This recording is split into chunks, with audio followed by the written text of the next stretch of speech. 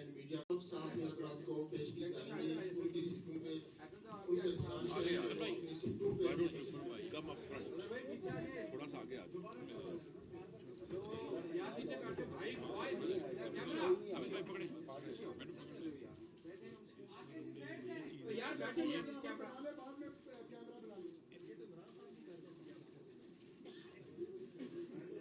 ملک کی صورت حال پہ بات کریں گے.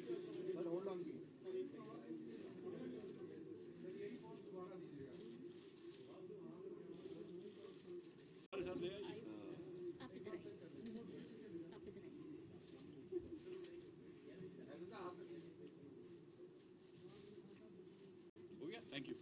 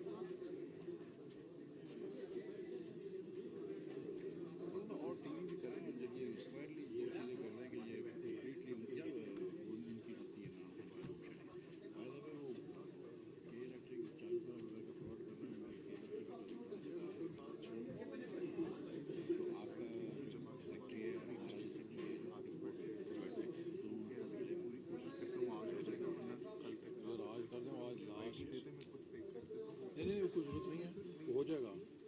آج تو بندے آپ خود جا رہے ہیں, بس آج کوشش کریں کرا دیں. بھی چینج کر دیں بھائی یار. حیدرآباد کے بورڈ میں ہمارے بندوں کو ڈال دیں. کیوں میں نام بھیج دوں گا. ٹھیک ہے, میں بھی بھیج رہا ہوں. شاہ محمد شاہ نے پورا صفحہ لکھ کے بھیجا. اس کے ان کا بھی حق ہے. اس کے نہیں اس کے یہ نور زیادہ کے بعد ہے.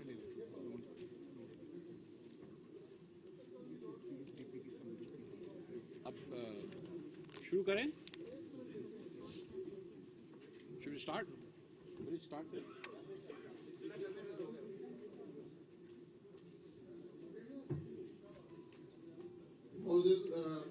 صحافی حضرات, آپ کی رہنمائی کے لیے اس اکنامک سروے کو ہم نے اپنی briefing on the economic survey 2021 and اس بریفنگ کے بعد کوسچنز آنسرز کا سیشن ہوگا. نحمدہ و نصلی علی رسولہ الکریم, اما بعد فاعوذ باللہ من الشیطان الرجیم, بسم اللہ الرحمن الرحیم. اپنے مسلم لیگ کے اور کولیشن حکومت کے ساتھی جو میرے ساتھ بیٹھے ہوئے ہیں, اور جو یہاں پہ اخباری نمائندے جو یہاں پر جرنلسٹ بھائی اور بہن آئے ہوئے ہیں, تمام خواتین و حضرات کو السلام علیکم عرض کرتا ہوں. جیسا کہ آپ جانتے ہیں کہ ہم یہ اکنامک سروے آف پاکستان لے کر آئے ہیں آپ کے سامنے.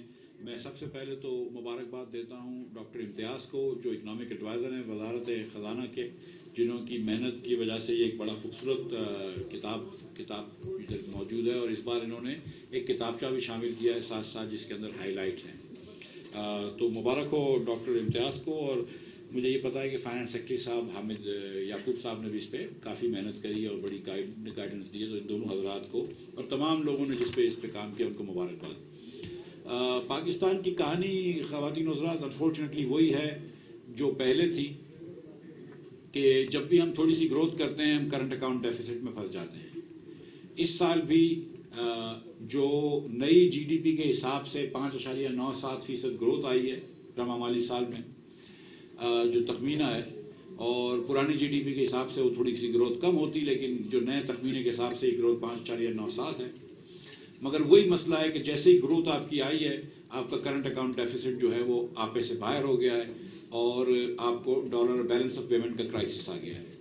جیسا کہ آپ جانتے ہیں کہ اس سال تقریباً 76-77 بلین ڈالرز کے درمیان ہمارا امپورٹ ہوگا، جو کہ تاریخ رقم کرے گا ناٹ اونلی کہ ایبسولوٹ نمبر میں 76-77 billion is the highest imports ever, لیکن جی ڈی پی کے تناسب سے بھی یہ پاکستان میں زیادہ بڑا ترین نمبر ہے۔ تو یہ امپورٹ بڑی تیزی سے بڑھی ہے، تقریباً 48% پچھلے سال کے مقابلے میں بڑھی ہے۔ ایکسپورٹ بھی بڑھی ہے قیمتیں بڑھنے کی وجہ سے، اور دیگر کوانٹیٹیز بھی بڑھی ہیں۔ بالکل ہمارے ٹیکسٹائل والوں نے بڑا اچھا کام کیا ہے، میں ان کو مبارکباد بھی پیش کرتا ہوں۔ ایکسپورٹ بھی بڑھی ہے، لیکن ایکسپورٹ ظاہر ہے کہ صرف 28% بڑھی ہے۔ تو آپ کا جو ٹریڈ ڈیفیسٹ ہے وہ اس وقت 45 بلین ڈالرز کا ہو چکا ہے، اور ایک زمانہ تھا کہ جب ایکسپورٹ جو تھی وہ آپ کی امپورٹ کی آدھی ہوتی تھی، اب ایکسپورٹ جو ہے وہ امپورٹ کی صرف 40% رہ گئی ہے۔ یہ ایک بہت بڑا لمحہ فکریہ ہے ہماری قوم کے لیے کہ ہم صرف 40% اپنا امپورٹ جو ہے وہ اپنے ایکسپورٹ سے فائنینس کر سکتے ہیں، 60% کے لیے ہم کو یا ریمیٹنس پہ یا قرضوں پہ ریلائی کرنا ہوتا ہے، جس کی وجہ سے ہمارا ملک جو ہے وہ بار بار بیلنس آف پیمنٹ کی پرابلمز میں پھنس جاتا ہے۔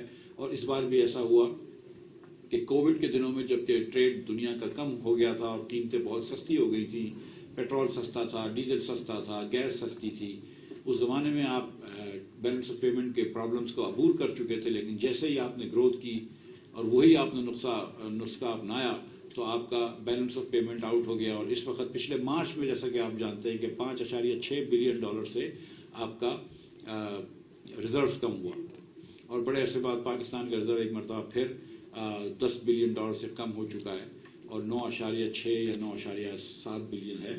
لیکن میں اللہ تعالیٰ کی ذات سے امید کرتا ہوں کہ کل یا آنے والے پیر منگل تک انشاءاللہ تعالیٰ یہ بڑھ کے پھر 12 بلین ہو جائے گا، جب ہم چائنا سے 2.4 بلین ڈالر جو کہ ہم ایکسپیکٹ کر رہے ہیں وہ آ جائیں گے۔ تو we are very grateful to China کہ وہ ہم کو ایک 2.4 بلین ڈالر ہم کو ان سے مل جائیں گے۔ جو پاکستان کی معیشت کا سمت ہے اب اس کو سدھارنے کی ضرورت ہے۔ آپ جانتے ہیں کہ اس وقت تیل کی قیمت 120-123 ڈالر کے درمیان رینج میں گھوم رہی ہے، اور اس انٹرنیشنل برینٹ پرائس، برینٹ کی جو آئل کی پرائس ہے، برینٹ پرائس 123 ڈالرز، اس کی وجہ سے پیٹرول، ڈیزل اور دوسری جو تیل سے بننے والی چیزیں ہیں وہ بہت زیادہ مہنگی ہو گئی ہیں، چاہے وہ پلاسٹکس ہوں چاہے وہ دیگر چیزیں ہوں، اور اس کی وجہ سے ہم کو پیٹرول اور ڈیزل بھی پاکستان میں مہنگا کرنا پڑا 2 مرتبہ، 30 روپے دونوں مرتبہ مہنگے کیے۔ اور یہ ایک المیہ ہے کہ خان صاحب نے جانے سے پہلے پیٹرول جو تھا وہ سستا کر دیا تھا اور ڈیزل بھی سستا کر دیا تھا، قیمت خرید کو مد نظر نہیں رکھتے ہوئے سستا کر دیا تھا، اور وہ چیک لکھنے کے مترادف تھا۔ انہوں نے چیک لکھ کے عوام کو دے دیے کہ یہ لو 1000 روپے کے چیک، لیکن جب آپ کیش کرانا جائیں گے تو بینک میں پیسے نہیں تھے۔ وہ اتفاق ہے کہ اسی اتفاق تو نہیں ہے، ایکچولی خان صاحب کو پتہ تھی کہ وہ جا رہے ہیں، تو ان کو یہ پتہ تھی کہ جب چیک کیش کرنے آئے گا تو اس وقت کوئی اور کھڑا ہوگا، اور وہ شہباز شریف صاحب کھڑے ہوئے ہیں جو چیک کیش کر رہے ہیں۔ تو بہرحال ہمیں کچھ مشکل فیصلے لینے پڑے، لیکن اللہ تعالیٰ کی مہربانی سے ہم وہ مشکل فیصلے لینے میں کامیاب ہوئے ہیں، اور جو ایمیننٹ ڈیفالٹ کی طرف ملک جا رہا تھا وہ اللہ تعالیٰ کی مہربانی سے اب ہم نے اس کو اوائڈ کر لیا، اس راستے سے ہم ہٹ گئے ہیں، اور اللہ تعالیٰ کی مہربانی سے اب ہم اسٹیبلٹی کے راستے پہ، استحکام کے راستے پہ آ گئے ہیں، اور انشاءاللہ تعالیٰ جلد اپنی استحکام کی منزل پر پہنچیں گے، اور اس کے بعد انشاءاللہ تعالیٰ آپ کو ایک مرتبہ پھر گروتھ دکھائیں گے، لیکن گروتھ ود رسپانسبلٹی دکھائیں گے، گروتھ وچ از سسٹینیبل، جس کو کہتے ہیں کہ ہمارے گروتھ کے 2 وہ عنصر ہیں ایک ہماری گروتھ انشاءاللہ سسٹینیبل ہوگی، وہ گروتھ یعنی کہ جس کے اندر بار بار کرنٹ اکاؤنٹ ڈیفیسٹ نہ ہو، بار بار بیلنس آف پیمنٹ کرائسس نہ ہو، اور آپ وہ گروتھ لے کر آئیں جو سسٹینیبل ہو. یہ نہیں کہ آپ نے 4-6% گروتھ کری اور فوراً آپ کا کرنٹ اکاؤنٹ ڈیفیسٹ جو ہے وہ آپ سے باہر نکل جائے اور آپ ڈالر کے کرائسس میں آ جائیں. تو یہ ایک سسٹینیبلٹی چاہیے، اور سسٹینیبلٹی کے لیے اللہ تعالیٰ کا شکر ہے کہ ساتھ ساتھ آپ کو انکلوسیوٹی بھی چاہیے، انکلوسیو گروتھ چاہیے. ہم جو غلطی کرتے ہیں میرے خیال سے اس ملک میں، وہ یہ کرتے ہیں کہ ہم نے ہمیشہ جو ایک سرمایہ کار کا طبقہ ہے، جو صاحب ثروت لوگ ہیں، ان کو اور بڑی سنسیئرلی ہم ان کو مراد دیتے ہیں تاکہ وہ صنعت کو آگے بڑھا سکیں، تاکہ وہ تجارت کو آگے بڑھا سکیں، تاکہ معیشت آگے بڑھے. اور وہ ایک اسٹریٹجی ہے، مگر اس کے نتیجے میں یہ ہوتا ہے کہ جب ہم ایک عمرہ کو مزید مراد دیتے ہیں اور وہ جب صنعتیں لگاتے ہیں یا دیگر جو خرچے کرتے ہیں تو ہمارا امپورٹ باسکٹ بہت بڑھ جاتا ہے، امپورٹ بڑھا جاتا ہے. آپ اس طرح سوچیں کہ ایک امیر آدمی کے کنزمپشن باسکٹ میں ایک امیر آدمی جو خرچ کر رہا ہوتا ہے اس کے اندر امپورٹ کافی ہوتا ہے، جبکہ غریب شخص اگر خرچ کر رہا ہوتا ہے تو وہ امپورٹ کی چیزیں نہیں ہوتی، اس کی آٹے دال وغیرہ کی چیزیں ہوتی ہیں. تو اگر آپ انکلوسیو گروتھ کریں گے، جس کے اندر آپ گروتھ لے کر آئیں گے معیشت میں، غریب لوگوں کو اور متوسط طبقے کے لوگوں کو مراد دے کر، ان کو فیسیلیٹیٹ کر کر، ان کا اسپینڈنگ پاور بڑھا کر، تو شاید آپ کی ڈومیسٹک پروڈکشن بھی بڑھ جائے گی، آپ کی ایگریکلچر پروڈکشن بھی بڑھ جائے گی، لیکن آپ کا امپورٹ بل نہیں بڑھے گا. تو وہ گروتھ جو ہے وہ انکلوسیو تو ہوگی لیکن سسٹینیبل بھی ہو جائے گی. اس کے ساتھ ساتھ یہ دیکھ لیں آپ کے ایکسپورٹس جو ہے 80% ہماری انڈسٹری جو پاکستان میں ہے وہ امپورٹ کے لیے لگی ہوئی ہے، وہ لوکل ڈومیسٹک سیلز کے لیے لگی ہے اور ایکسپورٹس کے لیے نہیں لگی ہوئی. تو ہم کو اس کا بھی رخ ادھر لے کر جانا ہے کہ زیادہ تر انڈسٹری جو اب لگے وہ ایکسپورٹ کے لیے لگے اور ہم ایکسپورٹ میں کمپیریٹو ہو جائیں. یہاں پہ یہ بات بھی بتانا ضروری ہے کہ کیونکہ توانائی بہت مہنگی ہو گئی ہے، اس لیے ہماری انڈسٹری جو ہے وہ ان کمپیریٹو بھی ہو گئی ہے اور کبھی کبھی وہ بند بھی ہوتی ہے سپلائی انرجی کے نہ ملنے کی وجہ سے. پچھلے نومبر میں حکومت نے ان کو کہا تھا کہ ان کو دسمبر میں کہا تھا کہ جو نومبر میں گیس مل رہی تھی اس سے آدھی دیں گے. اس کے بعد فروری کے بعد انہوں نے گیس ان کی بند کر دی تھی کافی عرصے تک، اور آدھی سے بھی کم دی تھی. اب ہم نے اللہ تعالیٰ کی مہربانی سے کچھ دن بند رکھی تھی، لیکن اب ہم نے اللہ تعالیٰ کی مہربانی سے پاکستان بھر میں گیس کو کھول دیا، ہر انڈسٹری کو گیس دے رہے ہیں. لیکن جو بات دیکھنے کی وہ یہ کہ اگر جس طرز پہ میاں نواز شریف کے زمانے میں ہم نے لانگ ٹرم سودے کیے تھے، اس طرز پہ اگر کووڈ کے دنوں میں سودے پچھلی حکومت کر لیتی، اور یہ جو ایک جھوٹ کا بیانیہ تھا، ایک بہتان کا بیانیہ تھا کہ لانگ ٹرم سودے مہنگے تھے اور ٹرمینل لگانا غلط تھا، جس کی وجہ سے کئی لیڈران کو جیلوں میں ڈالا گیا، اور ہمارے تو اس وقت تقریباً سارے لیڈروں کو کچھ دنوں تک حکومت خانے میں رکھا ہے. لیکن وہ اگر بیانیہ چھوڑ دیتی اور ایمانداری سے کام کرتی، اور اگر کووڈ کے زمانے میں لانگ ٹرم پلان کو لے لیتی سودے، تو آج یہ قسم کی جو مہنگائی ہے، جو بجلی میں ہو شبہ مہنگائی ہے، جو پیٹرول اور ڈیزل میں ہو شبہ مہنگائی ہے، جو ملک بھر میں ہر افراد جو افراد زر آیا ہوا ہے، شاید اس میں کمی ہوتی، شاید اس میں اتنی مہنگائی نہیں آتی. لیکن جو اس وقت خرم دستگیر صاحب یہاں بیٹھے ہیں، جو ان کے پلانٹس چلانے کے اندر ہم کو ایندھن لینا پڑ رہا ہے، وہ بھی مہنگا لینا پڑ رہا ہے، کیونکہ کوئی لانگ ٹرم سودے حکومت نہیں کر کے گئی ہے. پھر آپ کو احسن اقبال صاحب ابھی بتائیں گے پی ایس ڈی پی کے بارے میں بھی، اور یہ بھی بتائیں گے، میں امید کرتا ہوں کہ سی پیک کے ساتھ کیسا سوتیلا پن کا سلوک کیا گیا ہے.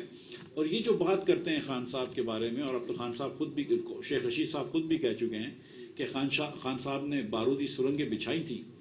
تو میں آپ کو ایک سچی بات بتاؤں کہ دیکھیں، مسلم لیگ نون کے لیے بارودی سرنگیں صرف نہیں تھی، کولیشن حکومت کے لیے Peoples Party, J U I, M Q M, ان کے لیے بارودی سرنگیں صرف نہیں تھی، بارودی سرنگیں ریاست پاکستان کے لیے تھی.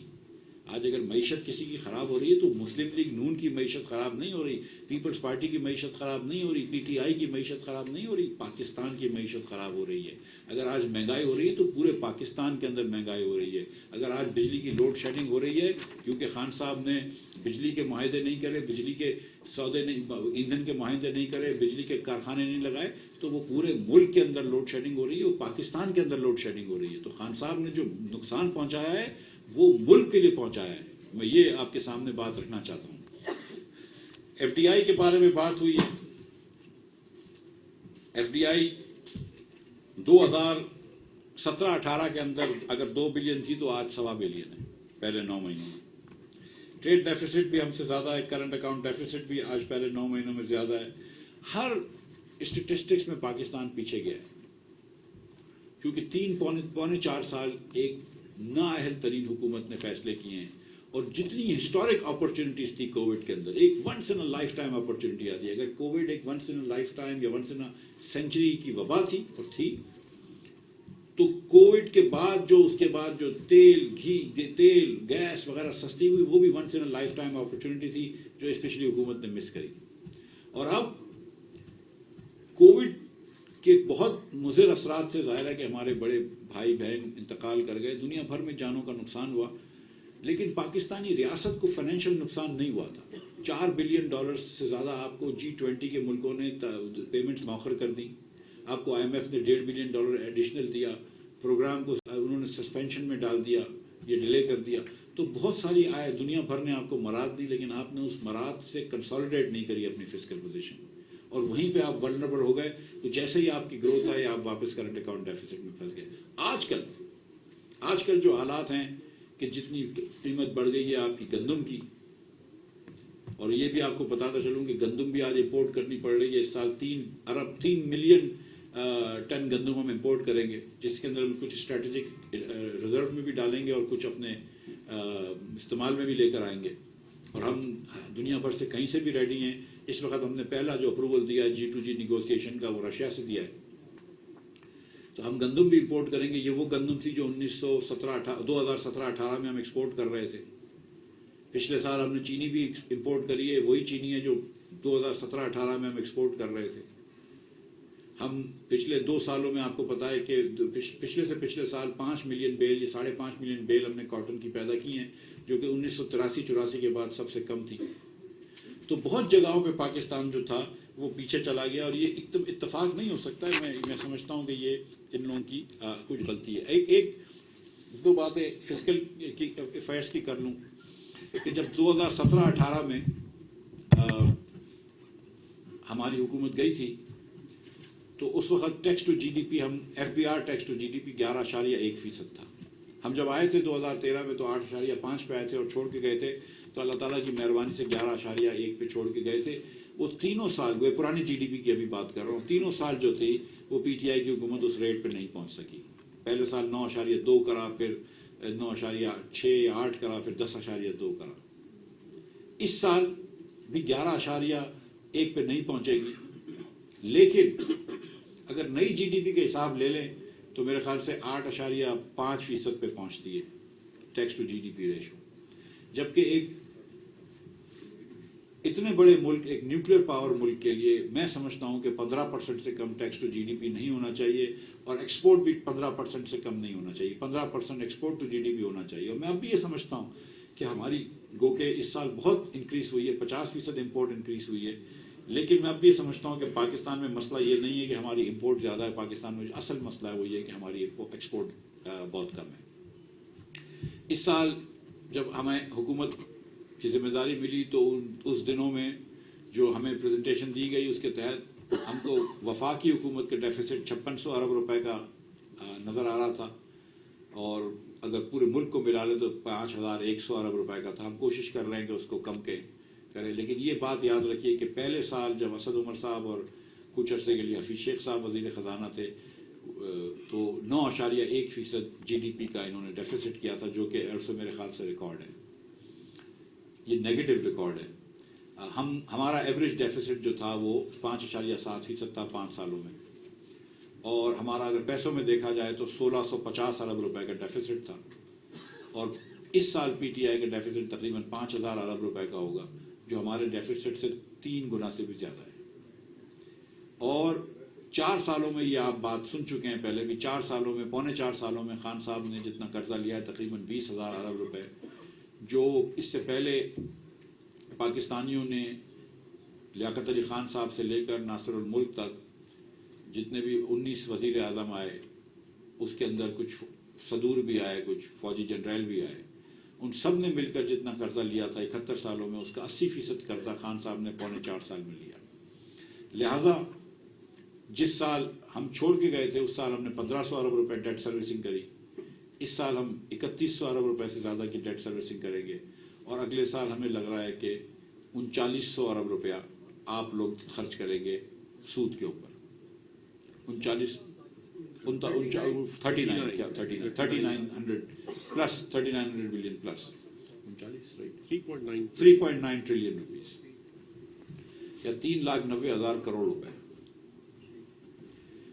ये आप कर्जा वापस करेंगे, सूद वापस देंगे इस साल।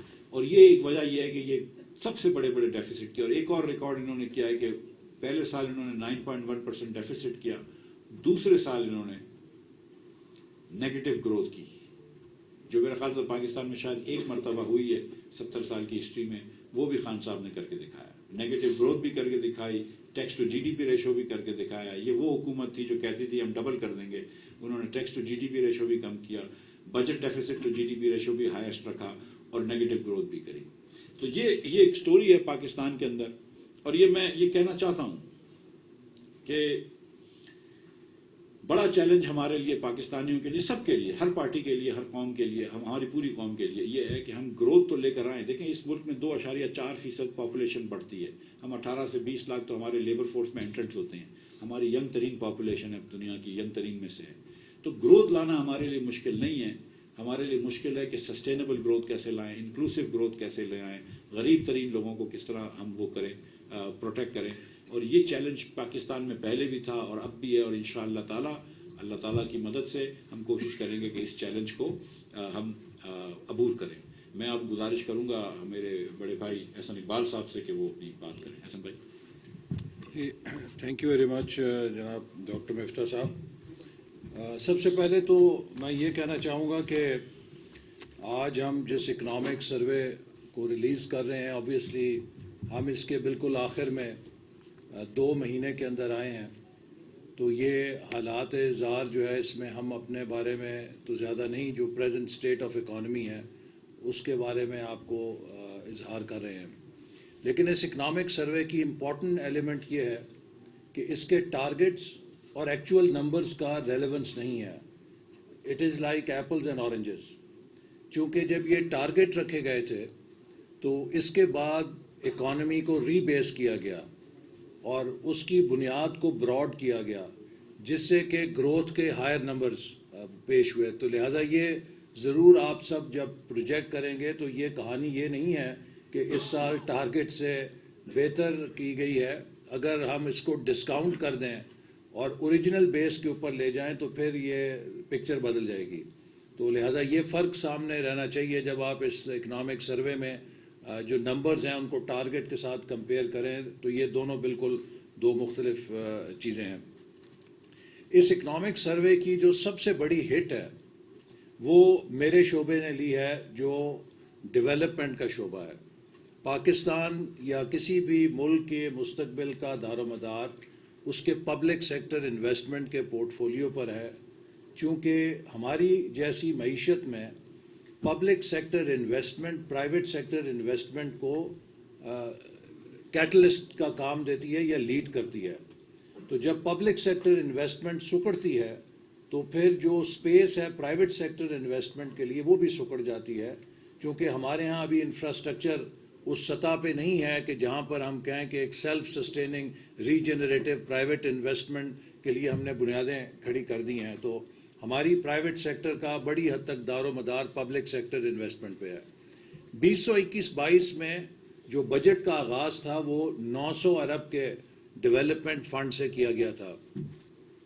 जो डेवलपमेंट बजट था पीएसटीपी जिसे कहते हैं, उसका हुजम 900 अरब रखा गया, लेकिन पहले उसे 700 के ऊपर सुकेड़ा गया और बिल आखिर जब हमें हुकूमत मिली तो 550 अरब पे आ चुका था। ये बहुत बड़ा कंट्रास्ट है उस बजट से कि जो हमने 2017-18 में छोड़ा था। जब हम 2017-18 में हुकूमत छोड़ के गए थे तो मुझे याद है कि पाकिस्तान की तारीख में पहली दफ़ा 2 डीज़ को, डिफेंस और डेवलपमेंट को हमने अलाइन किया था। उस साल पाकिस्तान का दफाई बजट भी 1000 अरब का था और पाकिस्तान का डेवलपमेंट बजट भी 1000 अरब का था। और डेवलपमेंट का 1000 अरब का बजट डिफेंस को काट के नहीं बनाया गया था। हमने मईशत में जो ग्रोथ लाए, जो वसाइल बढ़ाए, हमारे 5 सालों में जो टैक्स जो मोबिलाइजेशन हुई रिसोर्सेज की, टैक्स कलेक्शन 2000 से 4000 अरब के करीब गई, इकॉनमी में जो ग्रोथ हुई उससे इतने वसाइल आए कि हमने दिफा की ज़रूरत को भी पूरा किया और हमने डेवलपमेंट की ज़रूरत को भी पूरा किया। सो वो प्रॉबली एक बहुत अरसे के बाद ऐसा मौका था कि जहां डेवलपमेंट और डिफेंस दोनों हम पल्ला होकर मुल्क को इस्तेकाम या मजबूत बनाने के लिए काम कर रहे थे। मैं ये बात ज़रूर वाज़े करना चाहता हूँ कि आज पाकिस्तान के मुस्तकबिल का इन्हिसार एक मजबूत दिफा के साथ एक मजबूत मईशत के ऊपर भी है। हमारी नौजवान आबादी है। अगर हमने अपने नौजवानों पर, अगर हमने अपनी तालीम पर, अगर हमने नौजवानों के लिए रोज़गार पर वसाइल नहीं लगाए तो उसका अंजाम वही महरूमी की सूरत में निकलेगा जो अभी कराची यूनिवर्सिटी के अंदर एक एमफिल की तालिबा ने, 2 बच्चों की माँ है, खुद को फाड़ के जो तकरीब कारी जैसे की है। तो आज आप देख रहे हैं कि कई जो पढ़े लिखे नौजवान जो बेरोज़गार हैं या जो पसमानदगी या गुर्बत के हवाले से महरूमी का शिकार हैं, वो इंतहा पसंद रवैयों की तरफ माइल हो जाते हैं। तो लिहाजा हमारी जो विजन 2025 की मुस्लिम लीग नून की हुकूमत की अप्रोच थी वो एक बैलेंस्ड ग्रोथ की थी कि हम हर शूबे को हम पल्ला करके एक बैलेंस्ड ग्रोथ के साथ पाकिस्तान को एक जदीद मईशत बनाए। और आपने उसका नतीजा देखा कि 2013 में जब मुल्क में बिजली नहीं थी, मुल्क में बदअमनी थी, 2017-18 में हमने तकरीबन लोड शेडिंग को भी काबू पा लिया, मुल्क में अमन भी कर दिया। सी पैक भी एक बहुत बड़ी कामयाब हमारा प्रोजेक्ट और पहचान बना। बल्कि इस 2017 में अमेरिका, बरतानिया, यूरोप सब ममालिक के सफ़ीर आकर मुझसे पूछते थे कि एक्सेलेंसी बताइए कि हम कहाँ इन्वेस्ट कर सकते हैं। तो ये जो एक पाकिस्तान की कहानी बन रही थी 2017-18 में, हम तरक्की की शाहराह या तरक्की के मोटरवे जो विजन 2025 था उस पे तेज़ी से गामजन थे कि यकायक 2018 में नया पाकिस्तान का एग्जिट ले लिया गया। और जब वो नया पाकिस्तान का एग्जिट मोटरवे से लिया तो उसने 4 साल पाकिस्तान को बर्बाद कर दिया। पाकिस्तान की मईशत की बुनियादें कमज़ोर कर दी और हम फिर अब गाड़ी को उस एग्जिट से एंट्री कर रहे हैं। नए एक टोल प्लाजा के ज़रिए हम एंट्री कर रहे हैं और मोटरवे पे ला रहे हैं, लेकिन एट ए प्राइस। कोई हुकूमत ये नहीं चाहती कि वो 60 रुपए फी लीटर तेल की कीमतों में इजाफा करके अपने लोगों पर बोझ डाले।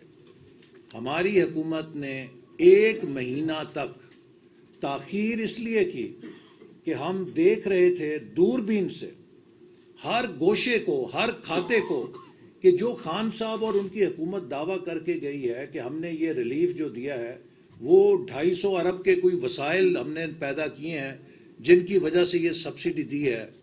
हमने हर खाता हुकूमत का, हर अकाउंट पड़ताल की कि हमें ये पास ऑन ना करना पड़े, लोग बच जाएं।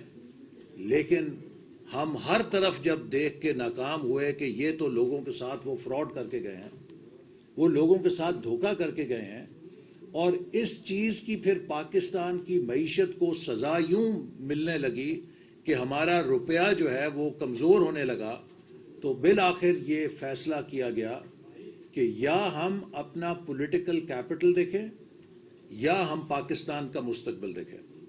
तो हमने पाकिस्तान के मुस्तकबिल के लिए चंद सख्त तरीन फैसले जो नागुज़ीर हो गए थे उस मिस गवर्नेंस की वजह से जो खान साहब की हुकूमत करके गई वो किए। और उसकी सबसे बड़ी मिसाल क्या है? जैसे मैंने आपको कहा कि डेवलपमेंट बजट 900 से 550 अरब कर दिया गया, तो उसमें सबसे पहली हिट जो है वो तकरीबन 350 अरब की पड़ी जब उसे 550 अरब पे रिड्यूस कर दिया गया। चूंकि बजटिंग सारी 900 अरब पे थी, जब आप उसे 550 अरब पे लाएं तो 350 अरब की हिट है जो तमाम प्रोजेक्ट्स ने रिवाइज करके कर लेनी है। उसके ऊपर 550 के हदफ पे जो आखिरी क्वार्टर था, अप्रैल, मई और जून, जो तकरीबन آپ اگر اندازہ لگائیں تو 165 ارب بنتا ہے، زیرو ریلیز۔ وزارت خزانہ نے صاف ہاتھ کھڑے کر دیے کہ جناب ہمارے پاس آپ کو دینے کے لیے 1 روپیہ نہیں ہے۔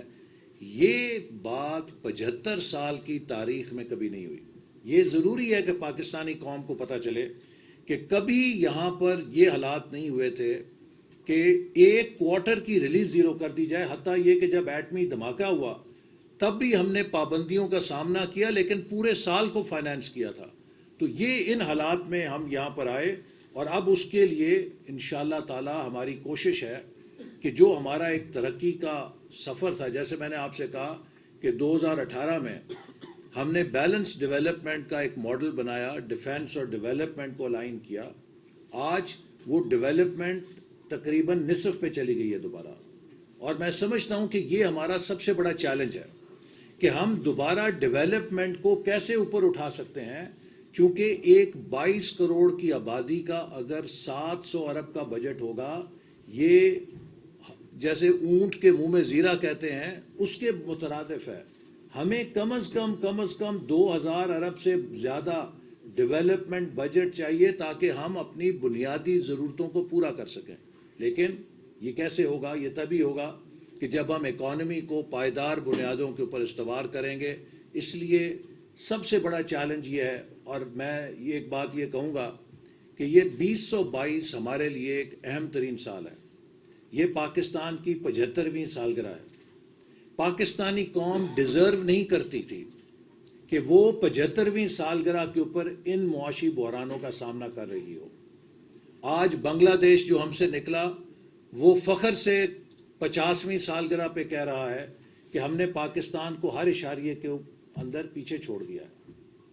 بھارت جو ہم سے پیچھے تھا وہ آج اوورٹیک کر گیا ہے ہمیں بحیثیت قوم سنجیدگی کے ساتھ سوچنا ہے کہ ہم کیا اس سفر کو جیسے 75 سال میں چلایا مزید جاری رکھ سکتے ہیں، یا we have to take a new path. اور اسی لیے پرائم منسٹر شہباز شریف صاحب نے نیشنل چارٹر آف اکانومی کی بات کی ہے، اور اس مقصد کے لیے ہم ایک national turn around conference ministry of planning منعقد کر رہی ہے، جس میں پورے ملک سے تقریباً 1000 اکنامک سٹیک ہولڈرز کو مدعو کیا جائے گا، اور ہر شعبے کے اندر ایک مختصر المیعاد اصلاحاتی ایجنڈا ترتیب دیا جائے گا، اور اس کی تکمیل کے لیے ہم حکومت سے زیادہ ان ہنرمند ذہین پاکستانیوں پہ انحصار کریں گے جو کہ پرائیویٹ سیکٹر کے اندر ہیں، اکیڈیمیا کے اندر ہیں، اوورسیز پاکستانیز ہیں۔ ہم ان کو چیمپئنز آف ریفارم کے ایک نیٹ ورک میں منظم کریں گے تاکہ حکومت اور عوام کی پارٹنرشپ سے ہم ایک ٹیم پاکستان بنائیں۔ آج ہر پاکستانی کا فرض ہے، چاہے وہ مسلم لیگ نون کا ہے، چاہے وہ پی ٹی آئی کا ہے، چاہے وہ پیپلز پارٹی کا، کسی پارٹی کا ہے، وہ پاکستانی بن کے سوچے۔ پاکستان تخریبی سیاست کا متحمل نہیں ہو سکتا۔ اسی لیے ہم نے اس ڈیولپمنٹ بجٹ کے اندر جو ترجیحات رکھی ہیں ان کو اس بنیاد پہ متعین کیا ہے کہ ہم ایک ترقی کے نئے سفر کا آغاز کریں۔ سب سے پہلی ترجیح ہماری ہیومن ریسورس ڈیولپمنٹ ہے، اور ہیومن ریسورس ڈیولپمنٹ میں جہاں ہم بے شمار ایجوکیشن کے انیشیٹیوز، نوجوانوں کی تربیت کے انیشیٹیوز کر رہے ہیں، جو سب سے بڑا شعبہ وفاقی حکومت کے پاس ہے وہ ہائر ایجوکیشن کمیشن ہے۔ تو ہائر ایجوکیشن کمیشن کا جو ریوائز ٹارگٹ پچھلے سال 26.3 ارب تھا، اس سے ترقیاتی بجٹ کو بڑھا کے 44.2 ارب کیا جا رہا ہے، جو کہ تقریباً 67% اضافہ ہے، 67% انکریز ہے ہائر ایجوکیشن کے بجٹ میں۔ اسی طرح جو سی پیک کے منصوبے ہیں ان کو ہم دوبارہ ریوائیو کر رہے ہیں۔ گزشتہ حکومت نے سی پیک کو نشانہ بنایا، اس کی میں آپ کو 3 مثالیں دینا چاہتا ہوں۔ گوادر بندرگاہ 4 سال ڈریجنگ نہیں کی گئی یا نہیں ہونے دی گئی، اس کے نتیجے میں گوادر بندرگاہ کی گہرائی 11 میٹر رہ گئی ہے۔ آج وہاں پہ کوئی بڑا شپ نہیں آ سکتا۔ وہ بندرگاہ جو ڈیپ سی پورٹ تھی اس میں آج کوئی جہاز بڑا لنگر انداز نہیں ہو سکتا، چونکہ 4 سال اس کی ڈریجنگ کے لیے فنڈ جاری نہیں کیے گئے۔ کیا یہ دانستہ طور پہ نہیں کیے گئے یا نااہلی کی بنیاد پہ نہیں کیے گئے؟ یہ اس کو ہمیں جانچنا ضرور چاہیے. اسی طرح ML1 ہمارا ریلوے کا نظام تباہ ہو رہا ہے. ہم نے 2017-18 میں چین کے ساتھ ڈیزائن مکمل کر لیا تھا, صرف ٹھیکہ دیا جانا تھا. 4 سال اس پر سیاست کی جاتی رہی, ML1 منصوبے پہ ایک اینٹ نہیں رکھی. نتیجتاً ریلوے کا ٹریک 4 سالوں میں مزید تباہ ہو گیا ہے, اور یہی وجہ ہے کہ حادثے زیادہ ہونے شروع ہو گئے ہیں ریلوے کے, کیونکہ وہ ٹریک جو ہے وہ زبوں حالی کا شکار ہے. تو ہم انشاءاللہ اس کو بھی اب ریوائیو کر رہے ہیں. تیسرا, سی پیک میں ہم نے 9 اکنامک زون قائم کرنے تھے, اور یہ طے کیا گیا تھا کہ 2020 اور 25 کے درمیان یہ 9 اکنامک زون مکمل ہوں گے اور اس میں انڈسٹریل کوآپریشن ہوگی.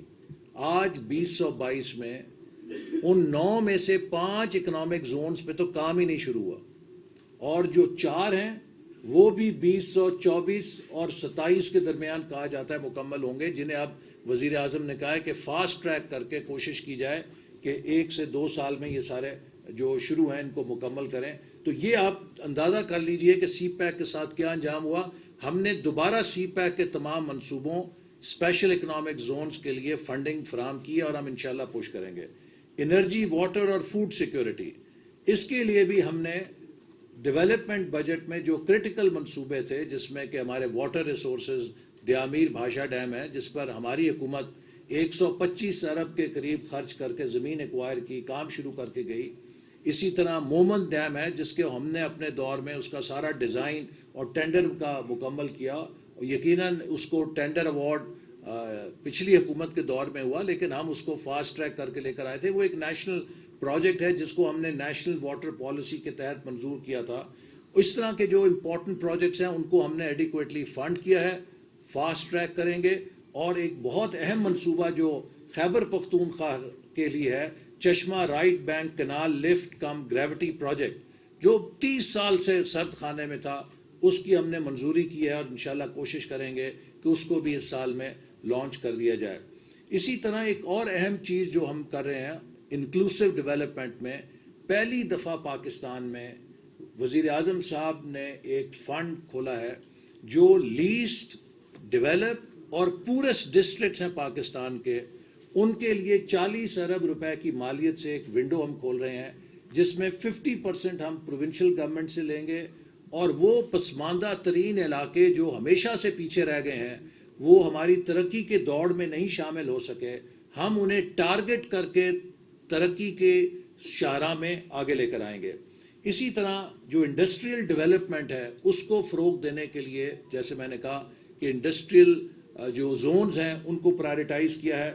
ٹرانسپورٹ اینڈ کمیونیکیشن میں وہ ہمارا نیٹ ورک جو ابھی ادھورا ہے, ہمارے انفراسٹرکچر کے بہت سارے پروجیکٹس ادھورے رہ گئے تھے, NHA کو فنڈنگ بڑھا رہے ہیں, ریلوے کی فنڈنگ بڑھا رہے ہیں تاکہ یہ ہمارا انفراسٹرکچر ٹھیک ہو. اسی طرح ٹیکنالوجی اور انوویشن کو ہم نے خصوصی فوکس کیا ہے, اور اب آپ کو پتہ ہے ڈیجیٹل اکانومی ہے اور انوویشن کا زمانہ ہے, تو ہم نے ایک اسپیشل انوویشن فنڈ قائم کیا ہے جس میں ہم انوویشن کو ایگریکلچر میں, انوویشن کو گورنمنٹ میں, اور خاص طور پہ جو ینگ وومن انٹرپرینورز ہیں جو انوویٹ کر رہی ہیں ان کے لیے ایک ونڈو کھول رہے ہیں جس سے ان کو انکریج کیا جائے گا. اور آخر میں 2 اہم شعبے, یوتھ اور بلوچستان. اس ترقیاتی بجٹ میں آپ کو بہت بڑا یوتھ کا پروگرام نظر آئے گا, اور بلوچستان کو سب سے زیادہ حصہ دیا گیا ہے تمام صوبوں سے زیادہ, تاکہ وہاں پر جو ترقیاتی منصوبے ہیں وہ تیزی کے ساتھ پایہ تکمیل کو پہنچ سکیں. اور ایک اور جو چیز ہم نے NEC میں منظور کی ہے کہ جو ترقیاتی منصوبوں کی منظوری کے فورمز تھے, اس میں پچھلی حکومت نے بالکل ایک افراتفری پھیلا دی, 2 ارب روپے کی پاورز ڈیوالو کر دیں, جس سے ایک فلڈ گیٹ کھل گیا غیر ضروری غیر اہم منصوبوں کا, اور ہمارے پاس وسائل نہیں تھے. تو جو DDWP وزارتوں کا فورم ہے اس کی پاور ہم نے 2 ارب سے گھٹا کے 1 ارب کر دی ہے. CDWP کی پاور جو ہے وہ 10 ارب سے گھٹا کے 7.5 ارب کر دی ہے. اس سے اوپر کے جو بڑے منصوبے ہیں وہ ایکنیک میں جائیں گے, تاکہ منصوبوں کی پڑتال کو بہتر اور مؤثر بنایا جا سکے, اور ہر پیسہ جو ڈیولپمنٹ بجٹ میں جا رہا ہے وہ صحیح معنوں میں اکاؤنٹ فار ہو. تو یہ وہ بنیادی چیز ہے کہ آج ہم ایک ایسے مقام پہ کھڑے ہیں کہ جب ہم سب کو مل کر پاکستان کو دوبارہ ایک سمت دینی ہے اور اس مقصد کے لیے ایک نیشنل چارٹر آف اکانومی پہ فوکس ہونا ہے. ایکسپورٹس کو بڑھانا نہیں ہے, لیپ فراگ کرنا ہے کہ کس طرح ہم ایکسپورٹس میں 5-10 ارب ڈالر سالانہ اضافہ کر سکتے ہیں. یہ چیلنج ہے. اسی طرح ہم کس طرح ایف ڈی آئی پاکستان میں بڑھا سکتے ہیں. 22 کروڑ کا ملک ہے, 1.5-2 ارب ڈالر ایف ڈی آئی آتی ہے. 1 کروڑ کا ملک ہے ویتنام, وہاں پہ 30 ارب ڈالر کی ایف ڈی آئی جاتی ہے. تو یہ بھی ایک ایسا چیلنج ہے جس کے لیے ہم انشاءاللہ کام کر رہے ہیں کہ بیرونی سرمایہ کاروں کو لے کر آئیں. اور پھر resource mobilisation through tax revenue, کہ ہم نے جیسے ماضی میں 2000 ارب سے 4000 ارب ٹیکس کیا, اگر ہمارا ٹیکس ریونیو نہیں آئے گا تو ڈیولپمنٹ کیسے ہوگی. یہ وہ چیلنجز ہیں جن پر ہم فوکسڈ ہیں. پرائم منسٹر فوکسڈ ہے, یہ حکومت فوکسڈ ہے, اور ہم انشاءاللہ تعالی پاکستانی عوام کے ساتھ مل کر, پرائیویٹ سیکٹر کے ساتھ مل کر ملک کو ایک ایسے روڈ میپ پہ ڈال دیں گے کہ جس سے شاید ڈیویٹ کرنا پھر کسی کے لیے ممکن نہیں ہوگا, کیونکہ یہ روڈ میپ کی تکمیل ہم پاکستان کے چیمپئنز آف ریفارم جو پرائیویٹ سیکٹر سے ہوں گے, جو پاکستانی بہترین برینز ہیں, ان کے ہاتھ میں ہوگا, اور وہ شاید مستقبل میں پھر کسی حکومت کو ان اہداف سے ڈیویٹ نہیں کرنے دیں گے.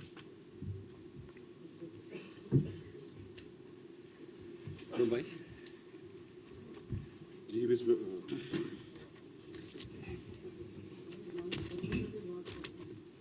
2 منٹ خرم بھائی بات کریں. جی بسم اللہ الرحمن الرحیم.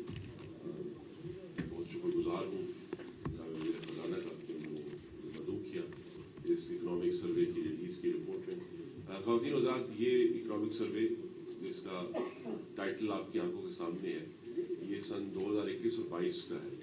جو 365 دن تھے اس مالی سال کے, اس کے 80% تو فساد عمرانی کا دور تھا. تو یہ بات یاد رہنی چاہیے کہ جب ہم یہ سروے پڑھیں کہ 80% ذمہ داری کس کے کندھوں پر ہے, اس کھنڈر نما معیشت کی, جس کی اب جو کمان ہے وہ محمد شہباز شریف اور اس وسیع البنیاد جمہوری حکومت کے ہاتھ میں ہے.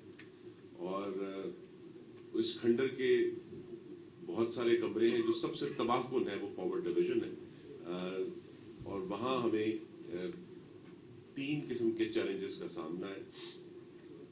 ایک تو چیلنج یہ تھا کہ درست طور پر وزیر خزانہ نے یاد کروایا کہ پچھلے دسمبر سے ہی انہوں نے ایندھن کی خریداری بند کر دی تھی, جس کی وجہ سے جب وسط اپریل میں 19 اپریل کو کابینہ نے حلف اٹھایا تو اس وقت تک 6000 میگا واٹ کے بجلی کے منصوبے ایندھن نہ ہونے کی وجہ سے بند پڑے تھے. دوسرا ایشو یہ ہے کہ آپ کے سامنے ہے نمبرز, بارہا ریلیز بھی ہو چکے ہیں, اس میں بھی سامنے آئیں گے کہ پاور ڈویژن میں جو گردشی قرضہ ہے جو ہم 1100 ارب پر چھوڑ کر گئے تھے, وہ اب تقریباً 2470 ارب روپے ہو چکا ہے. If to be very precise 2467 billion. تو اب وہ یہ جو 4 سالوں میں گردشی قرضے میں 250% اضافہ جو ہے, اس نے ایک بہت ہی گمبھیر مالیاتی صورتحال بھی پیدا کر دی ہے پاور ڈویژن میں.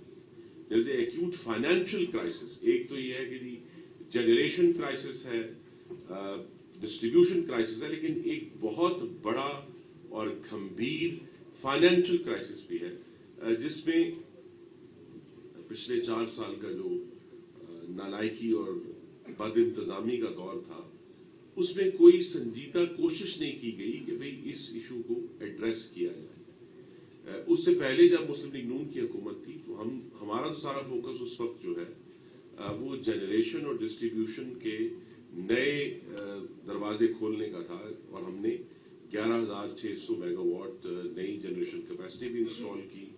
ہم نے 20000 کلومیٹر کے قریب ہائی ٹینشن اور لو ٹینشن کی ڈسٹریبیوشن جو ٹرانسمیشن کیپیسٹی ہے وہ ایڈ کی. اس وقت تک تو 31 مئی 2018 تک تو ملک میں بجلی طلب سے زیادہ تھی, لوڈ شیڈنگ ختم ہو چکی تھی.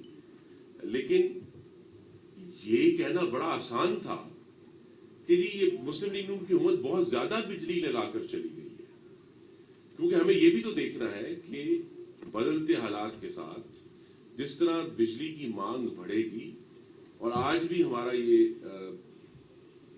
تخمینہ ہے کہ اگر ہمیں درست طریقے سے آگے بڑھنا ہے، یا پچھلی حکومت نے درست طریقے سے آگے بڑھنا ہوتا، تو ایک سال میں کم از کم 2 سے 3 ہزار میگا واٹ ایڈیشنل بجلی سسٹم میں آنی چاہیے، جس کا مطلب یہ ہے کہ کم از کم پچھلے 4 سال میں 8,000 میگا واٹ میں سسٹم میں ایڈ ہونا چاہیے تھا۔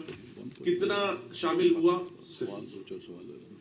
اور یہی وہ کرائسس ہے کہ اس پورے عرصے میں 2018 سے 22 تک جتنے بھی توانائی کے منصوبے کا افتتاح ہوا، اس منصوبے کے اوپر جو فاؤنڈیشن سٹون ہے اس پر محمد نواز شریف کا نام لکھا ہوا تھا۔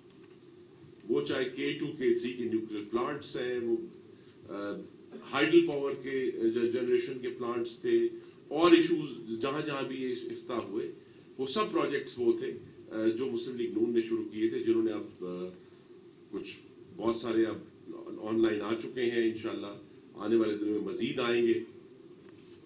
اور یہ صرف یہ نہیں تھا کہ جی جو ہے وہ RLNG کے 3 پلانٹ لگے۔ پاکستان کی تاریخ میں ایک بہت بڑا قدم تھا کہ ہم نے K2 K3 کے نیوکلیر پلانٹس بھی شروع کیے، جو اب ماشاءاللہ K2 تو آن لائن اس وقت وہ ریفیولنگ پر ہے کہ وہ اس مہینے کے آخر میں آن لائن دوبارہ آئے گا۔ K3 بھی اس سال میں متوقع ہے۔ جو ایک اور بڑی اہم پیش رفت کی مسلم لیگ نون نے، وہ یہ تھی کہ تھر کول کو پاکستان کی تاریخ میں پہلی دفعہ کمرشل بنیادوں پر ایکسپلائٹ کرنے کا اور اس سے بجلی بنانے کا انتظام کیا۔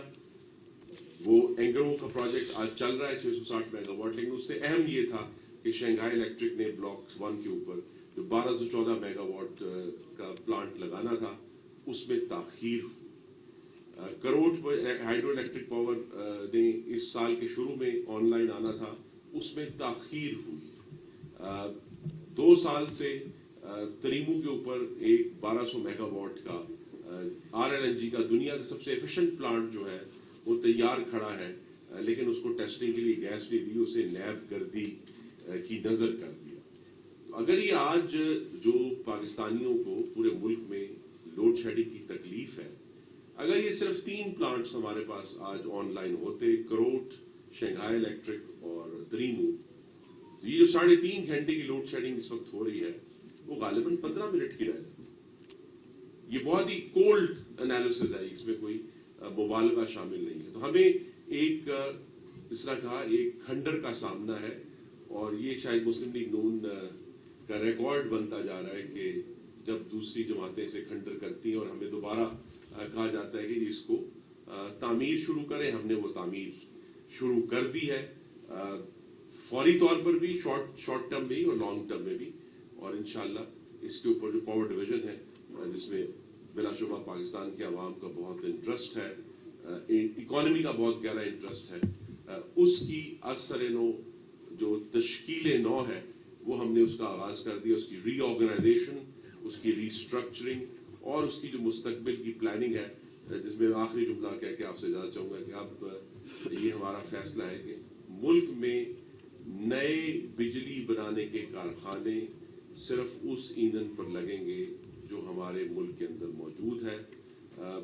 امپورٹڈ ایندھن کے پہ اب نئی کیپیسٹی اب ہم انسٹال نہیں کریں گے انشاءاللہ، تاکہ یہ جو بیلنس آف پیمنٹس کرائسس ہے وزیر خزانہ اس کا روزانہ سامنا کرتے ہیں، اور فیول کی جو امپورٹس ہیں اس کو بھی ہم کٹ کر کے پاکستان کی اکانومی کو، جس میں انرجی کا بڑا اہم رول ہے، اس کو ایک سٹیبل فاؤنڈیشن پرووائڈ کر سکیں۔ بہت شکریہ۔ ایک کریکشن کریں، ویتنام کی آبادی 10 کروڑ ہے، میں شاید سلپ میں 1 کروڑ کا گیا تھا۔ جی اشرف صاحب، اشرف اکرم صاحب جیو سے۔ سب سے پہلا تو آج میں آپ سے ہمارے معاملات چل رہے ہیں بجٹ ان سے شامل سے کیا ہوا ہے، کس اسٹیج پہ اس وقت ہمارے آجمت کے ڈائلاگ ہو گئے ہیں؟ پہلے دوست تک آجمت نے اعتراض کیا ہے کہ چائنیز ITC کو شامل ہو گئی ہیں، جب اس پہ آبجیکشن کیے کوئی فیصلہ کرنے کی کوشش نہیں ہوتا۔ سیکنڈلی فائنانس میں ہم نے پچھلے 4 سال میں دیکھا پرماننٹ فائنانس منسٹر نہیں ہوتے، آپ کا ٹینیور بھی کسی صورت 6 مہینے سے زیادہ نہیں ہوگا۔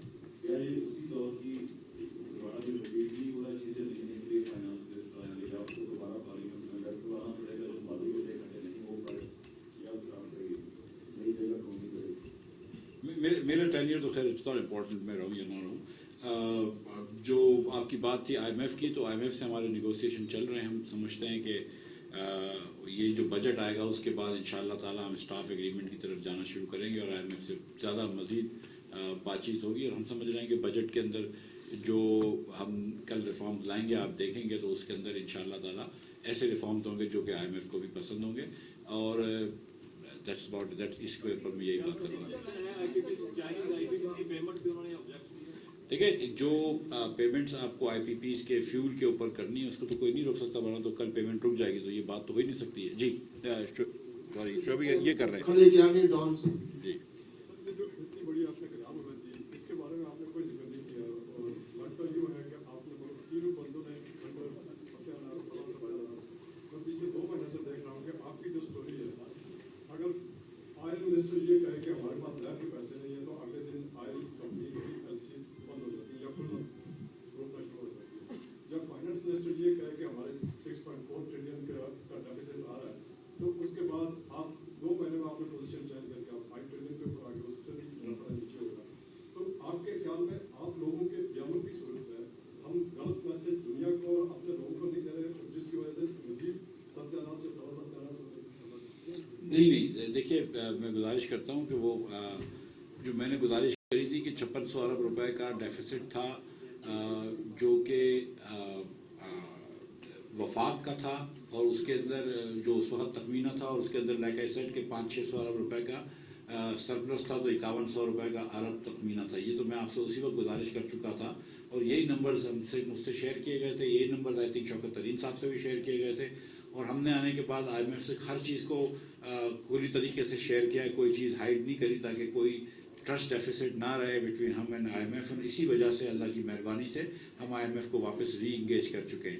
ہمارا مقصد یہ خدا نخواستہ نہیں ہے کہ ہم اپنے ملک کی برائی کریں, بالکل ایسا وہ خان صاحب جو کرتے تھے کہ وہ ایماندار ہیں اور باقی سب چور ہیں, اور اب یہ بات تو خیر الٹی ثابت ہو گئی.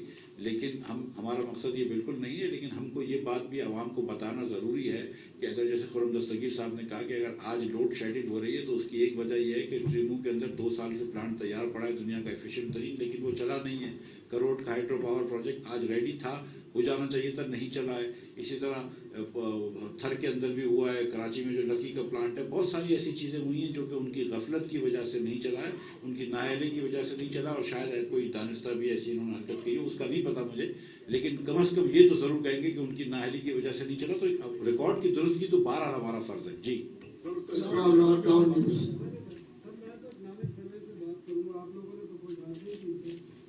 چلے آپ کر لیں.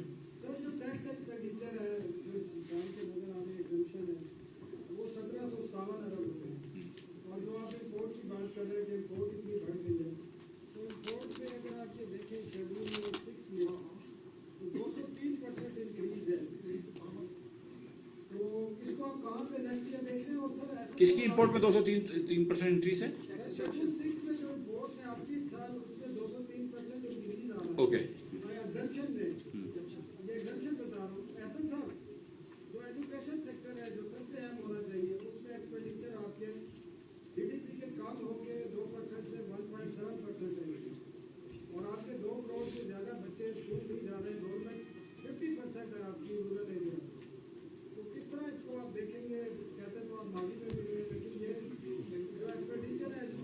دیکھیں, یہی میں نے آپ سے بھی بات کی, اور آپ نے پتہ نہیں آپ کو کیسے لگا کہ اکنامک سروے بات نہیں ہوئی.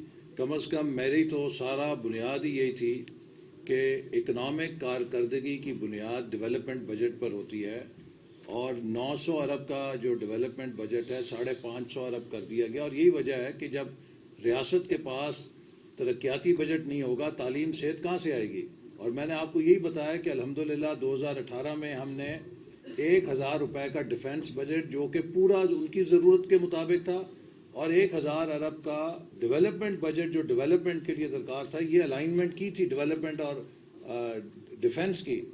آج جب ہمیں دوبارہ بجٹ ملا ہے تو development budget has gone half of the defence budget. یہ جو امبیلنس ہے یہ کسی ملک کی نیشنل سیکیورٹی کے لیے درست نہیں ہے. ہمیں اس کو ٹھیک کرنا ہے, دوبارہ ملک کے ڈیولپمنٹ سیکٹر کو کھڑا کرنا ہے. اسے کرنے کے لیے ہمیں ٹیکس, ہمیں ایکسپورٹ اور فورن ڈائریکٹ انویسٹمنٹ کا سہارا لینا پڑے گا، اور یہ کرنے کے لیے ایک نیشنل چارٹر آف اکانومی کی ضرورت ہے، جس کے بارے میں میں نے بات کی۔ آپ کی بات درست ہے کہ جس ملک کے اندر تعلیم نہیں ہوگی، بچوں کو آؤٹ آف اسکول ہوں گے، ان کے پاس یونیورسٹی میں آج ہماری جو انرولمنٹ ہے ٹرشری ایجوکیشن میں، وہ انڈیا اور بنگلہ دیش سے کم ہے۔ ہمیں اپنی یونیورسٹیز کی یا ہائر ایجوکیشن کی سیٹس کو ڈبل کرنا ہے اگلے چند سالوں کے اندر، لیکن اس کے لیے آپ کو بجٹ چاہیے، وہ بجٹ موجود نہیں ہے۔ اور یہ کب ہوگا؟ جب آپ کی پروڈکٹیو صلاحیت پوری طرح بروئے کار آئے گی، اور اسی لیے ہم کوشش کر رہے ہیں کہ ان تمام انٹرونشن سے جو ہم نے رکھی ہیں، ملک کی پیداواری صلاحیت کو بڑھائیں۔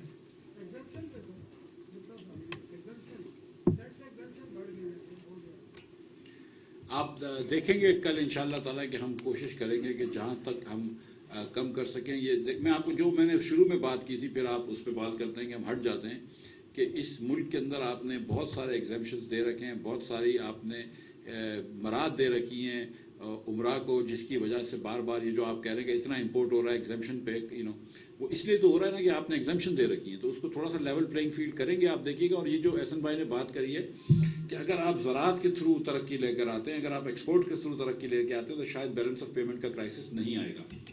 شہباز رانا ٹربیون۔ سر دو چیزیں، کیا ہمارے ممالکوں میں پرائم منسٹر میں اس بات کی ریئلائزیشن ہے، جو بھی آپ نے بات کی کرنٹ اکاؤنٹ میں سارا پھٹ گیا، کیونکہ کل پرائم منسٹر نے این ای سی کی میٹنگ میں 6% گروتھ کی بات کی، وہ میڈم عائشہ اور فائنانس سیکٹری نے ان کو بتایا کہ 6 کریں گے تو اور آئی ایم ایف بھاگ جائے گا، تو پرائم منسٹر میں یہ ریئلائزیشن نہیں ہوئی، نمبر 1۔ نمبر 2، جو بھی آپ پرائسز انکریز کر رہے ہیں، انیویٹیبل ہے، فیول انرجی آپ کی جس میں الیکٹریسٹی اور گیس دونوں تقریباً 50% بڑھ چکی ہیں یا آگے بڑھ رہی ہیں۔ ایسے وقت میں جو مڈل کلاس اور لوور مڈل کلاس ہے اس پر بہت زیادہ لوگ ہیں، لیکن کیا آپ نے ایز اے فائنانس منسٹر پچھلے دنوں کسی ادارے کی تنخواہ میں اضافے کی سبری اپروو کی؟ اگر کی تو کیوں کی؟ اور اگر آپ نے کی ہے تو آپ کے پاس کل مشکل جو آپ نے میجرز لینے ہیں وہ لینے کا کیا جواب رہے گا؟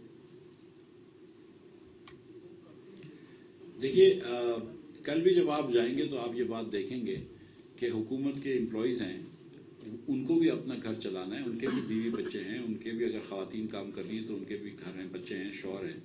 تو ایسا تو نہیں ہو سکتا کہ آپ ادھر یہاں پہ اگر 15% یا 12% انفلیشن ہے تو ہم حکومت کی امپلائیز کی تنخواہ نہ بڑھائیں۔ یہ تو ہم کو ساتھ ساتھ دینا پڑے گا، اور خاص طور پہ چلو امپلائیز تو پھر بھی ادھر ادھر بیچارے ویکینڈز پہ کام کر دیتے ہیں، میں بات کر رہا ہوں اس پہ آ رہا ہوں، ویکینڈز پہ کام کر سکتے ہیں، لیکن ایسے بھی لوگ ہوتے ہیں کہ جو ریٹائرڈ ہیں، جو اس عمر کے حصے پہ پہنچ چکے ہیں کہ شاید مطلب کام نہیں کر سکتے، تو ان کی بھی پینشن آپ کو پتہ ہے کہ بجٹ سے پہلے شہباز شریف صاحب نے اناؤنس کیا تھا، ہمارے آنے سے 1 مہینے پہلے مارچ کے اندر خان صاحب نے پی ٹی آئی نے 15% تنخواہ بڑھائی تھی، گریڈ 1 سے لے کے گریڈ 19 کے افسران کی۔ اس سے پہلے میرے خیال سے سول آرم فورسز کی بھی بڑھی تھی اور پھر آرم فورسز کی بڑھی تھی۔ تو ہم اس بار بجٹ کے اندر آپ دیکھیں گے کہ جن کی نہیں بڑھی تھی ان کو بھی برابر لے کر آئیں گے اور تمام لوگوں کے تنخواہیں بڑھائیں گے۔ یہ جو ہم نے اپنے اوپر اور تمام حکومت کے فنکشنریز کے اوپر، سینئر لوگوں کے اوپر 40% کا کٹ لگایا ہے پیٹرول کے اوپر۔ ہم نے یہ بھی کہا ہے کہ 10% آسٹیرٹی لے کر آئیں گے یوٹیلیٹی بلز کے اندر۔ ہم نے تمام اخراجات کی کوشش کری ہے کہ اس کے اوپر پابندی لگائیں، نئی گاڑی نہیں خریدنے دیں گے، کوئی فریج مائکرو ویو وغیرہ نہیں خریدنے دیں گے، وہاں سوائے کہ ڈیولپمنٹ کا پروجیکٹ ہو، فرنیچر بھی نہیں خریدنے دیں گے۔ تو یہ چیزیں آپ نے کری ہیں۔ آپ جانتے ہیں کہ مطلب ہم جتنی کوشش کر سکتے ہیں، یہ عوام کے پیسے کو ہم امانت سمجھ کے اللہ کی مہربانی سے خرچ کرتے ہیں، کوئی بے دریغ نہیں حرکت کرتے۔ اور میں بڑا فخر سے یہ کہتا ہوں کہ ہم چاروں یہاں پہ جو بیٹھے ہوئے ہیں اللہ تعالیٰ کی مہربانی سے یہ ایک پیسے کا حساب دے سکتے ہیں اللہ کی مہربانی سے۔ تو یہ اس کے اندر آپ یقین رکھیں کہ ہم کوئی بھی ایسا خرچہ نہیں کریں گے جو کہ ناجائز ہو۔ جی دیکھیے میں اس کے آپ کو عرض کروں، دیکھیے prime minister is very ambitious to see Pakistan take a fast track on growth, and I think that is good کہ آپ کی ایمبیشن جو ہے وہ آپ کو زیادہ محنت پہ ابھارتی ہے۔ اور انہوں نے اگر وہ کہا کہ ہم 6% کریں تو یہ ان کی ایک ملک کے لیے ایمبیشن ہے۔ اور اس وقت جو ہمارے معروضی حالات ہیں اس میں ہم ایک ٹریڈ آف میں پھنسے ہوئے ہیں کہ ہمیں جو اکانومی ملی ہے وہ ایک طرف ہیٹڈ اکانومی ہے، اور دوسری طرف اگر ہم ہائی گروتھ کو پرسو کرتے ہیں تو اس کی اوور ہیٹنگ کا بھی اندیشہ ہے، اور اس کی کنسالیڈیشن کا بھی خطرہ ہے کہ خراب ہو سکتی ہے۔ تو ہمیں ایک بہت بیلنس کے ساتھ چلنا ہے. اپنی ایمبیشن کے لیے بھی اس ملک کو گروتھ دینے کے لیے گروتھ ٹارگٹ بھی پرسو کرنا ہے, لیکن اس کو بیلنس کرنا ہے جو ہماری اس وقت اسٹرکچرل ویکنس بن چکی ہے. تو ان کے دونوں اہداف کو دیکھتے ہوئے انشاءاللہ ہم کوشش کریں گے کہ ملک کو زیادہ سے زیادہ جو بھی ممکن گروتھ ہے, انہوں نے کہا ہے کہ آپ 5% کا جو پلان ہے, جو گروتھ ہے, اس کو ضرور رکھیں, لیکن میری خواہش ہے کہ آپ کوشش کریں کہ 6% پہ لے کے جائیں. وزیر خزانہ صاحب سے یہ سوال ہے میرا کہ فیول کی بھی بات ہوئی تو فیول کا ایک بہت بڑا پریشر امپورٹ کی بات میں آتا ہے, ڈالر کا بھی پریشر ہوتا ہے, تو کیا آپ فیول کی امپورٹ کم کرنے کے لیے کوئی الٹرنیٹ ارینجمنٹ کے اوپر توجہ دے رہے ہیں؟ دوسرا ایسے سوال صاحب سے خاص طور پر کہ ابھی خرم صاحب نے کہا کہ ہم وہ اگلے پروجیکٹ لگائیں گے بجلی پیداوار کے جو لوکل ہمارے پاس دستیاب فیول ہو. تو ماضی میں جو خاص طور پر سیپے کے تحت لگائے گئے تھے, دیکھیے آپ کا جو جی میں جواب دے دوں اس کو, اگر اجازت ہو آپ دے الاؤ می. فیول کا بھی بات دیکھیے ہم ایک کموڈٹی سائیکل کا شکار ہیں. اگر آپ خود بھی ماشاءاللہ تحقیق کر سکتے, 2013 میں بجلی بنانے کا سب سے سستا ایندھن کوئلہ تھا, اور وہ غالباً پچھلے سال کے آخر تک بھی سستا ترین تھا. پاکستان میں جو 3 سی پیک کے تحت کول پاور پلانٹس ہیں, وہ پاکستان کی سب سے سستی بجلی پروڈیوس کر رہے تھے. لیکن چونکہ ابھی آپ کے سامنے ہے کہ جو یوکرین کا کرائسس ہوا ہے, اس کی وجہ سے کوئلے کی قیمت اینی ویئر 400% جو ہے وہ بڑھی ہے. جو $80-90 کا تھا وہ آج 360-450 تک بھی گیا ہے. تو اب وہ ایک زمانے کا کیا ہے فیصلہ جو اس حوالے سے درست تھا کہ بھئی ہمیں امپورٹڈ کول چیپ اویلیبل ہے, ہمیں اس کی کیپیسٹی لگانی ہے. اسی طرح یہ فیصلہ کیا گیا کہ RLNG اس وقت سستی تھی, اس کے اوپر لگائے گا. اور RLNG آپ کو معلوم ہے کہ پچھلے سال جب یہ کووڈ ہوا تو غالباً تاریخ کی جو ہے وہ کم ترین سطح پر گئی, لیکن اس کے بعد سے جو اوور آل فیول کے اور جو فاسل فیولز ہیں, دوسرے فیول کی قیمت میں اضافہ ہوا ہے. اس کی وجہ سے آج 2022 میں بیٹھ کر اگر آپ ہم کہیں کہ 2013 کا فیصلہ جو ہے وہ درست نہیں تھا, یہ قیاس جو ہے میں بڑے ادب سے عرض کروں گا یہ ٹھیک نہیں ہے. اس زمانے کے لحاظ سے وہ بہترین اکنامک کیلکولیشن پر مسلم لیگ نون کی حکومت نے یہ فیصلے کیے تھے.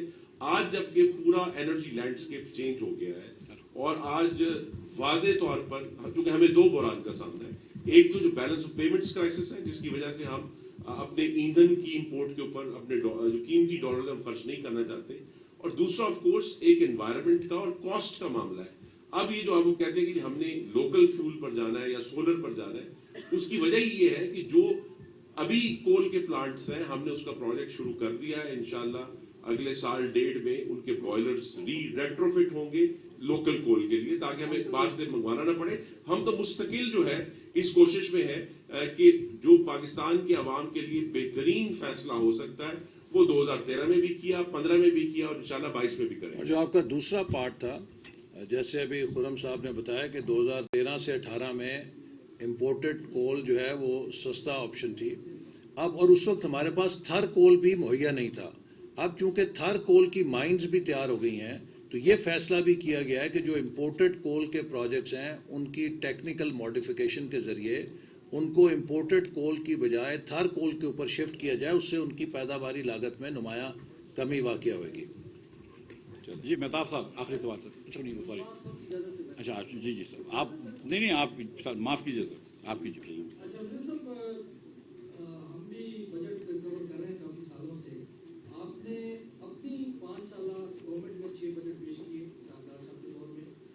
آپ نے ترقی پیش کی اپنے گزشتہ ماضی کی جو حکومت جاتی اس میں, اور جو پچھلے 3-4 سال جو ماضی کی گورنمنٹ ہے ایک انصاف ان کی کارکردگی بھی آپ نے بیان کروائی. میں آپ کی ریکارڈ کی درستگی کے لیے عرض کرنا چاہتا ہوں کہ جو 11.5 سال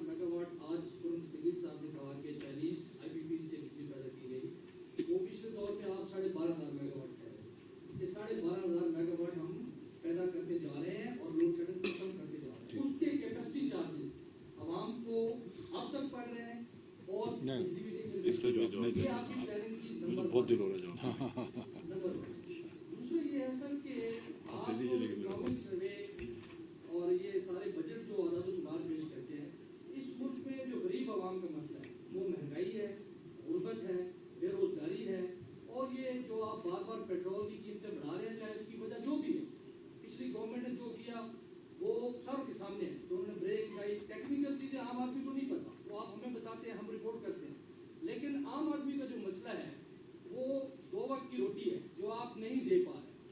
पिछले 40 सालों में 30 सालों में देख रहे सर, आप उनको कोई आवाम को रिलीफ, और इस वक्त उनकी बुरी सूरत हाल है। हमारा ये फर्ज है कि हम उनके जो मसाइल हैं वो आप तक पहुंचाएं, ठीक, शुक्रिया। आपको बताएं, लेकिन आप इसकी हकीकत बयान करें। एक छोटा सा सर, ये छोटा सा पोर्शन है।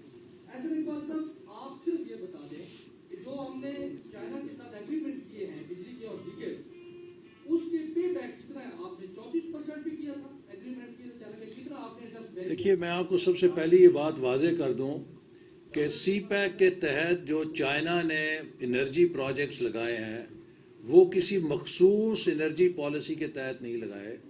ये एनर्जी पॉलिसी सी पैक से पहले मौजूद थी, लेकिन इसके तहत ना कोई अमेरिका से आने के लिए तैयार था, ना कोई यूरोप से आने के लिए तैयार था, ना कोई मशरक़ वस्ता से आने के लिए तैयार था, और ना कोई पाकिस्तानी आने के लिए तैयार था।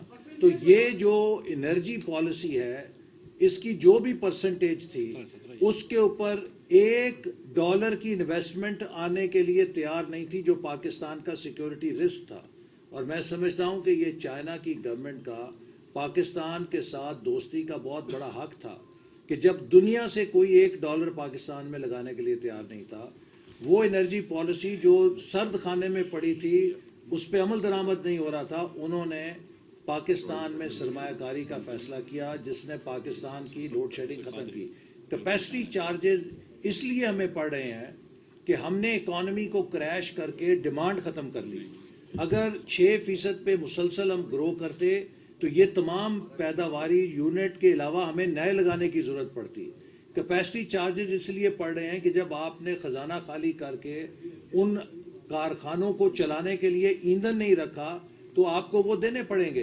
तो इसमें कोई ऐसा अमल नहीं है कि जो मिस प्लानिंग का हो।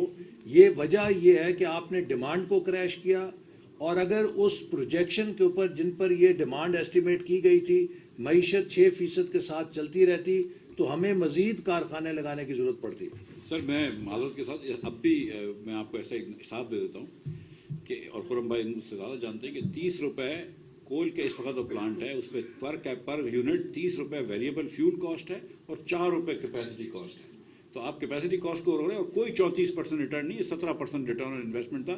ये पता नहीं कहाँ से एक 34% की गलत चल रही है, आप जाके देख लीजिए। शुक्रिया, बहुत शुक्रिया। मिताब का ले लें, डीन है इनका, डीन ऑफ इकोनॉमिक्स। हमारे बुजुर्ग भाई मेहताब हमारे भी बात है। एक ऑब्जर्वेशन है जो बड़ी इंपॉर्टेंट है, जहाँ भी रीबेसिंग ऑफ नेशनल अकाउंट्स होता है वो पुराने रीबेसिंग में भी उसके फिगर्स दिए जाते हैं और नए में भी दिए जाते हैं ताकि कंपेरेबल हो। तो आपने ये फिगर्स क्यों नहीं दिए? एक ये बात। दूसरा ये बताएं, दूसरी जो बड़ी इंपॉर्टेंट बात है वो ये बताएं सर कि IMF के साथ अगर आपका स्टाफ लेवल एग्रीमेंट हो जाता है, प्रायर एक्शंस क्या क्या होंगे? वो आपको स्टाफ लेवल एग्रीमेंट पढ़ लेना। Thank you. आपसे बेसिकली पूछना चाह रहा था कि अल्टरनेट से मुराद पब्लिक ट्रांसपोर्ट वो बहुत बड़ा कर रहे हैं, उसको प्रमोट कर रहे हैं। उसमें कल मौका अभी आप देखें इस्लामाबाद के अंदर वो हमने मेट्रो बस रखी है, रवात और फैजाबाद और 12 को